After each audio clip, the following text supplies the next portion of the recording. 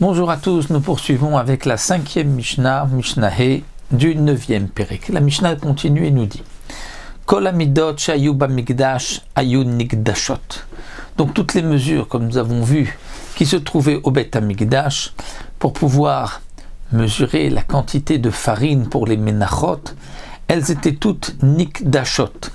C'est-à-dire nikdashot, comme nous avons vu plus haut, il y a deux manières donc de mettre de la farine dans un récipient. Tout dépend de la quantité du récipient, de la grandeur du récipient. Est-ce que nous avons la mesure lorsque c'est nikdash, c'est-à-dire qu'il y a un godesh, qu'il y a une petite montagne au-dessus de farine, ou lorsque c'est nimchak, c'est-à-dire que c'est au ras des rebords de l'ustensile, du keli. Bien, toutes les midot du Beth Hamikdash ayun nikdashot, c'est-à-dire elles contenaient la mesure lorsque on mettait la farine, et la farine, il y avait un petit tas au-dessus, donc elle dépassait les rebords donc de l'ustensile, et c'est ainsi qu'on savait qu'il y avait la mesure du Issaron.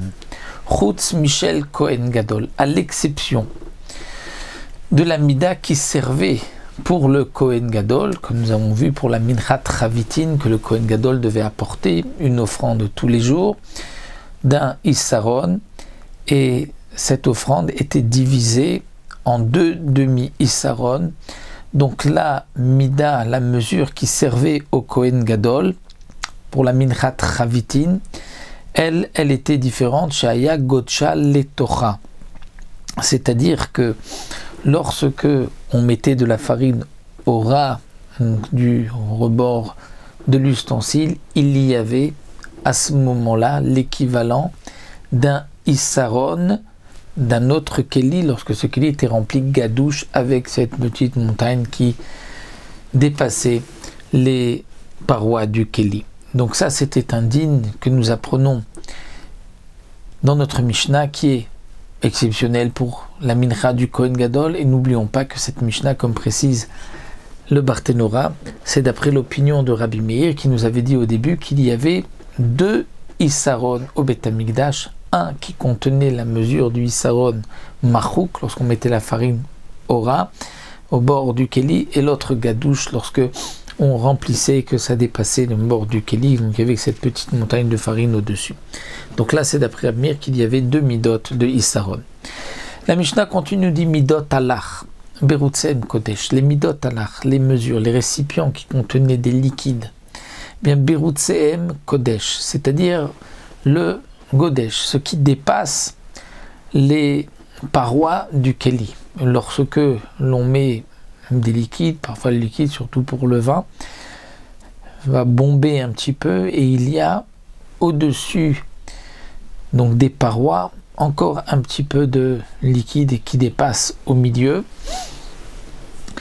Et donc tous ces birutseem, c'est-à-dire ce que l'on met, ce qui dépasse, est aussi kodesh, c'est-à-dire va être sanctifié par le keli. Au midot hayavesh birutseem chol. Alors que les midot, les mesures du yavesh, de ce qui était sec, eh bien les birutsim sont chol, c'est-à-dire ce qui dépasse n'est pas kodesh.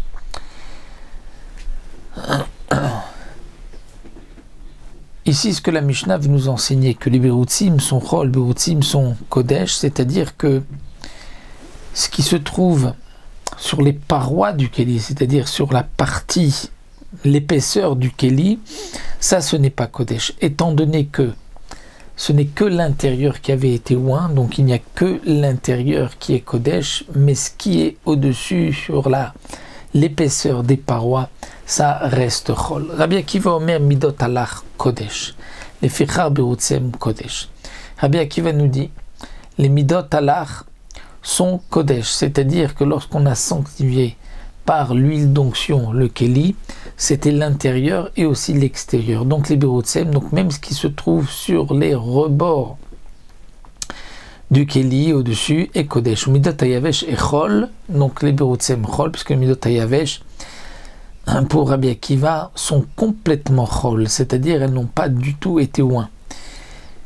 Mais malgré tout, ce que l'on va mettre dedans a une certaine kedushat, la kedushat P, c'est-à-dire par la bouche, parce qu'on a sanctifié. Donc là, nous avons une machloket, puisque le premier Tana de la Mishnah pense que les kéli, les ustensiles, les mesures, l'art pour le liquide ont été oints à l'intérieur et à l'extérieur. Ça, Rabbi Akiva est d'accord. Mais Tanakama est en machloket avec Rabbi Akiva pour les midot yavesh, pour ce qui est sec. Pour Tanakama, l'intérieur a été oint et donc kodesh, non pas l'extérieur. Pour Rabbi Akiva, ni l'intérieur ni l'extérieur. Rabbi Yossé Omer lo mishum ze. Rabbi Yossé dit non, ce n'était pas cela la raison. Et là, chez Alach neekar va yavesh et non neekar.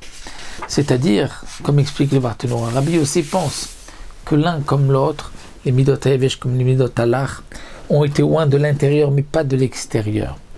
Alors pourquoi le lach est kodesh puisqu'il n'a pas été loin de l'extérieur? Le kéli ne peut pas rendre kodesh ce qui est posé sur la paroi, sur l'épaisseur de la paroi. C'est parce que le lach, ce qui est liquide, lorsqu'on met à l'intérieur, donc tout se mélange et donc ce qui se trouve ensuite sur les rebords était au départ à l'intérieur. Donc il a déjà été kodesh avant de se retrouver sur les rebord du kéli, alors que le yavesh est non écart. Il ne bouge pas, il ne roule pas à l'intérieur. Donc ce qui a été mis à l'intérieur reste à l'intérieur, et ensuite ce qui est sur les parois, c'est ce qui a été mis après, donc il n'était pas à l'intérieur, qui n'est pas kodesh. Donc voici pour cette machloket des midot alach et midot yavesh.